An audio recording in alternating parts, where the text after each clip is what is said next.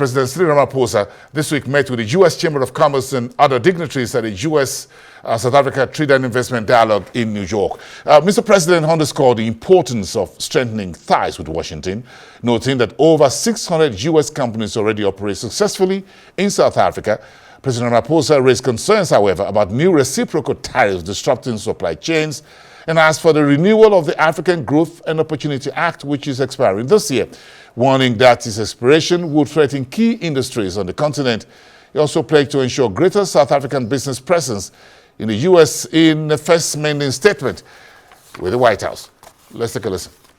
I wish to begin by acknowledging the depth of the partnership between South Africa and the United States. Then all of us will know that this is a relationship that is not only defined by diplomacy,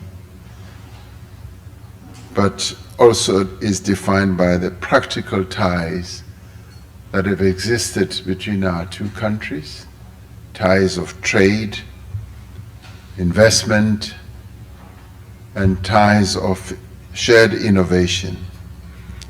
And as we all know, South Africa, or the United States, is one of South Africa's largest trading partners outside of our beloved continent, Africa. The US is a top source of many things: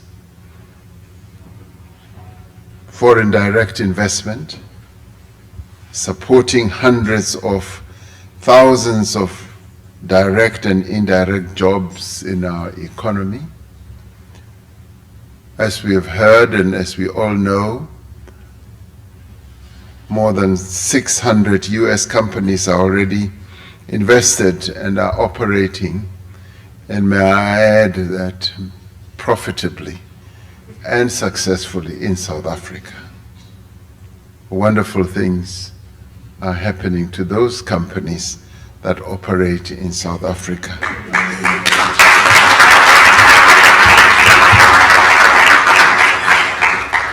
They are invested in areas as diverse as aerospace, mining and energy, consumer goods, as well as finance. And these investments have built industries.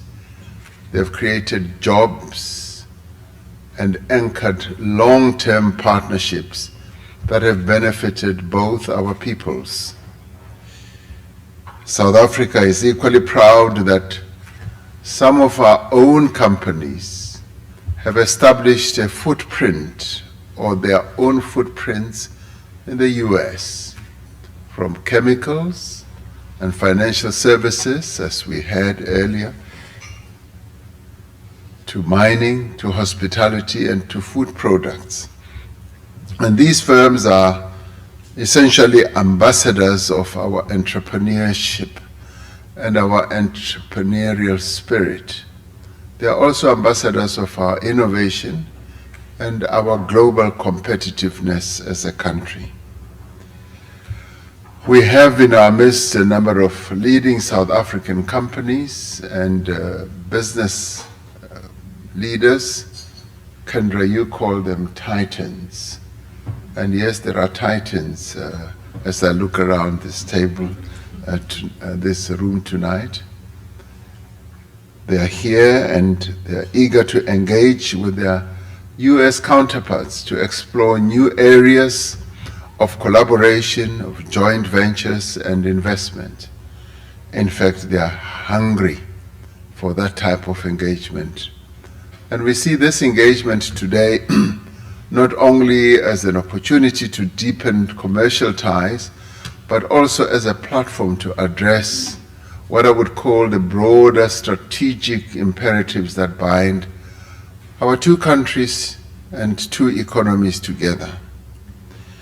Now, these imperatives include ensuring resilient supply chains, advancing clean energy transition, securing access to critical minerals for the industries of the future, and fostering inclusive growth that creates jobs for young people in both our countries. From our own point of view as South Africans, we do not take the relationship between South Africa and the United States for granted. We value the trust that American companies continue to place in South Africa, and we are committed to ensuring that this partnership continues to grow. For the investments that they make in South Africa, in our view, is a great vote of confidence in our country, in what our country can offer to their businesses. But it should also be seen in broader perspective, that it is a vote of confidence in the continued of good relations between South Africa and the United States. We also recognize that the world is changing. New challenges have emerged in our trade relationship, not least the reciprocal tariffs recently imposed on South African exports, as Minister Tau was saying. Now, these measures have in many ways already disrupted supply chains and created uncertainty for both our exporters and American importers. The reality is that such measures do not only affect one side, they ripple right across industries and communities in both our countries. South Africa wishes to deal with these issues constructively, as we are doing now. We've been engaged in these constructive engagements over some time, and we now are entering into the more serious and constructive type of negotiations, as Minister Tau has said, where there's the exchange of text and hoping that it will all culminate in an agreement. Minister Tau is usually a very cautious person, and he's cautiously optimistic. I am immensely optimistic.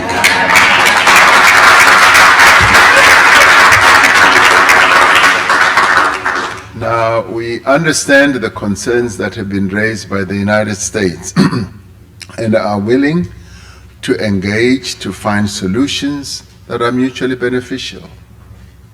And in some areas we may not entirely agree with each other, but that is really the hallmark of negotiations, that you negotiate with those that you may not really find easy agreement with on certain issues, but you negotiate to find consensus.